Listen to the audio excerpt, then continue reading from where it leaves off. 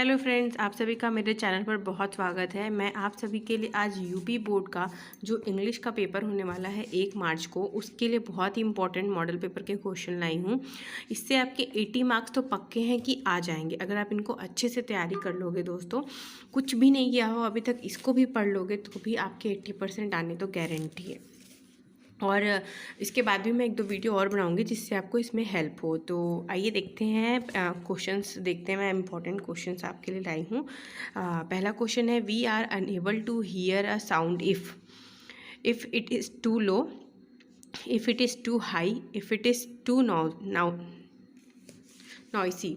सो इसमें से दोस्तों ये ए और बी जो ऑप्शन है वो वाला सही होगा आपका। अगर बहुत ही स्लो होगी और बहुत ही तेज़ होगी, दोनों में ही आपको सुनने में प्रॉब्लम हो सकती है, तो इसका आंसर डी होगा। सेकेंड है, the two extremes are alike means. तो ऑप्शन है extreme positive is better than extremes negative. Second है, excess of anything is good is not good. Third है, we get almost the same result in both the situation. D है all of the above. तो इसका option जो होगा दोस्तों सी होगा। आप याद कर लीजिएगा, we get almost the same result in both the situations. उसके बाद थर्ड क्वेश्चन है, which word in the passage is opposite to slow. मतलब ये जो तीनों क्वेश्चन है ना, ये एक पैसेज का है, ठीक है। आपको देख के भी समझ में आएगा क्वेश्चन जब आपके पास आएंगे। मैं पैसेज नहीं लिखी, इतना टाइम नहीं था आप लोगों के लिए वेस्ट करने के लिए। इतना टाइम वेस्ट आप लोगों को आपका जो हो जाएगा, उससे अच्छा मैं डायरेक्टली आपको क्वेश्चन बता दूँ, वो ज़्यादा ईजी रहेगा। आप लोग का टाइम वेस्ट मैं नहीं करना चाहती थी, इसलिए मैं बिना पैसेज के ही आप लोगों के जो क्वेश्चन थे उसको मैं ले आई हूँ।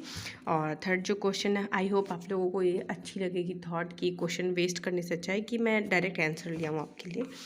थर्ड है, which word is the passage in the passage is opposite to slow. Slow मतलब धीरे होता है, सबको पता है। रेसिस्ट मतलब किसी चीज़ को रोकना होता है। स्ट्राइक मतलब स्ट्राइक दे देते हैं ना कर्मचारी, तो वो होता है। रैपिड मतलब बहुत तेज़ होता है। लेज़ी मतलब हम लोग लेज़ी हो जाते हैं ना, अभी एग्जाम्स खत्म हो जाएंगे फिर आप लोगों को लेज़ीपन हो जाएगा, आलसपन हो जाएगा वैसे। तो इसका आंसर होगा दोस्तों बी। और दोस्तों ऐसे ही और वीडियोस के लिए आप मेरा चैनल सब्सक्राइब करना बिल्कुल भी ना भूलें और बेल आइकन को भी क्लिक करना ना भूलें। तो आइए देखते हैं question number 4। Choose the correct option to answer the following. I dash there with my parents. तो इसका आंसर होगा दोस्तों will, go, went, had, gone. तो आप लगा के भी देख सकते हैं, अगर आपको कन्फ्यूजन हो, ऐसे कुछ और टाइप के क्वेश्चन आ गए तो कैसे आएगा। I will go there with my parents, ये भी सही है। I went there with my parents, ये भी सही है। I had gone there with my parents, तो ये भी सही है। ये फ्यूचर पास्ट सब कुछ मिला दिया, तो इसमें आप ऑल ऑफ द अबव लगा सकते हो। सारे ऑप्शन इसमें मिल रहे हैं। उसके बाद है question number 5, if you want to know about new things you are. So इसमें ऑप्शंस है बी कॉशियस, कॉन्शियस, फिर केयरलेस, फिर क्यूरियस। कॉशियस का मतलब होता है किसी रीज़न का मतलब, और फिर कॉन्शियस का मतलब होता है मतलब कॉन्शियस हो जाते हैं ना लोग, जैसे सतर्क हो जाते हैं, वो होता है। केयरलेस मतलब जिसको कोई भी परवाह ना हो, और क्यूरियस मतलब किसी चीज़ को जानने की इच्छा। तो इस क्वेश्चन में क्या पूछा, if you want to know about new things you are curious, मतलब आपको जानने के लिए इच्छा जागरूक हो रही, तो मतलब आप क्यूरियस हो। और आगे देखते हैं क्वेश्चन नंबर 6 क्या है। Rearrange the following sentences. Love dash my dash to dash share to dash toys slash brother slash his. तो इसका करेक्ट आंसर जो होगा दोस्तों, वो आपको वहाँ पे 3-4 ऑप्शन दिख जाएंगे। तो आप देखिए कि my brother loves to share his toys, ये इसका करेक्ट सेंटेंस फ्रेमिंग होगा।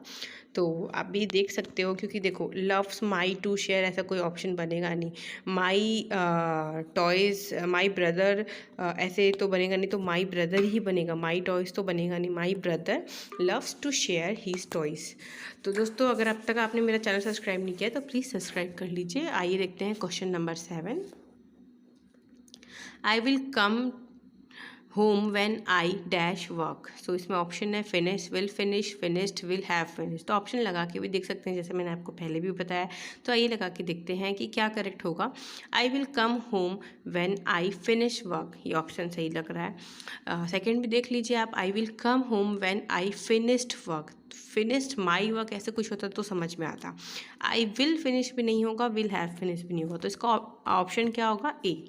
तो आप ए देख सकते हैं। अगर ऐसा क्वेश्चन आपको सेम टू मिल गया तो चांसेस है कि इसमें से 90% क्वेश्चन आपको मिल जाएंगे। तो if you can not, question number 8 है, if you can not read and write you are illiterate, मतलब आपको पढ़ना लिखना नहीं आता इसलिए आप अनपढ़ हैं। इलिटरेट का मतलब होता है अनपढ़, लिटरेट का मतलब होता है पढ़ा लिखा, लर्न का मतलब होता है जो सीख रहा है। जैसे हम लोग सीखते हैं, मैं भी सीख ही रही हूँ, बहुत सारी न्यू न्यू चीज़ें सीख रही हूँ। अभी मैंने भी KVS का एग्ज़ाम दिया है, तो लेट्स सी क्या होता है। क्वेश्चन 9 है, which of the following is correctly spelled.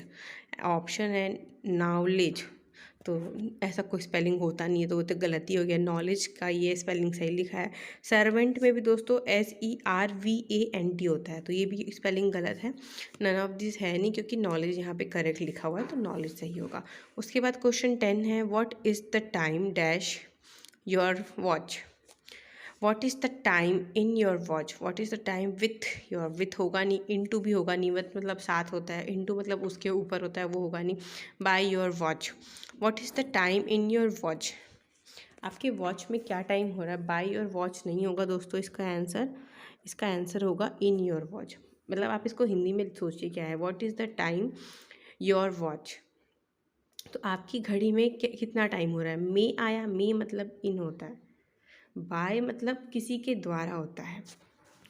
Question number 11 है, विच party did Mandela join. Indian national Congress, national African party, African national Congress. He did not join any party, तो उन्होंने अफ्रीकन नेशनल पार्टी ज्वाइन की थी।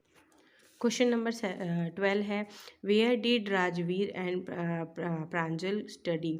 आसाम, कुर्ग, गोवा और दिल्ली, तो वो दिल्ली में पढ़े थे। क्वेश्चन नंबर 13 है, how old was Siddhartha when be renounce the princely life. उन्होंने कब स्टार्ट की थी अपनी ये जो लाइफ है बुद्धा वाली, 25 की एज में। Read the below poem and answer correctly.